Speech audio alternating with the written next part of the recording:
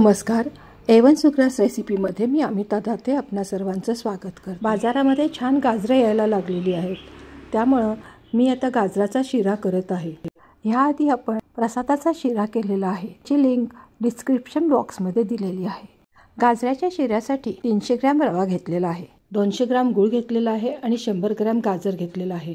2 ते 3 चिमूट मीठ, 1 चमचा साखर, 50 ग्रॅम तूप घेतलेलं आहे. यातलं आपल्याला लागेल तेवढंच तूप घ्यायचं आहे आणि थोडी वेलची पूड. पहिल्यांदा रवा नुसता अगदी साधाच कोरडा भाजून घ्यायचा. तो भाजून बाजूला ठेवायचा. तो अगदी 10 मिनटं भाजून घ्यायचा आहे.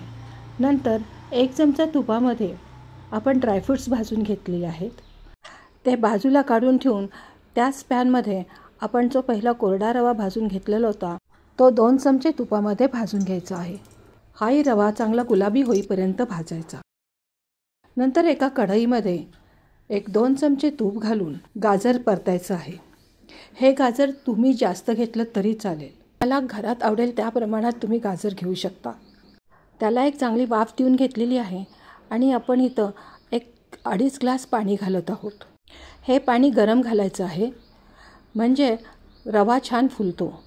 त्यामध्ये मीठ आणि गूळ घालत आहे. गुळाचं प्रमाणसुद्धा तुमच्या आवडीनुसार ठरवा, कारण काही काहींना शिरा खूप गोड आवडतो, पण काही काहींना फिकासुद्धा आवडतो. त्याचप्रमाणे निम्मा गूळ आणि निम्मी साखर वापरली तरी चालेल. हा शिरा संपूर्ण साखरेमध्ये केला तरीसुद्धा तो उत्तम होतो. यामध्ये मी अजून 1-2.5 ग्लास पाणी घालत आहे. इथं मी साधारण 1.5 लिटर पाणी वापरणार आहे. त्यामुळं आत्ता आपलं 1 लिटर पाणी वापरून झालेलं आहे. उरलेलं पाणी 1 वाफ देऊन झाल्यानंतर वापरणार आहे. तसं पाहिलं तर हा शिरा 5 चमचे तुपात झालेला आहे. आपली इथे 1 वाफ देऊन झालेली आहे.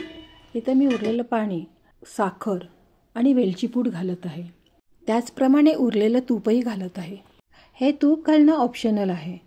नंतर वापरलेली जी साखर आहे आणि तूप हे फक्त तुकतुकीत किंवा असं रसदार शिरा दिसण्यासाठी वापरायचं असतं.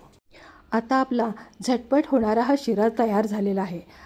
वरून जेव्हा आपण तूप घालतो तेव्हा असं कडेला तूप सुटल्यासारखं दिसतं.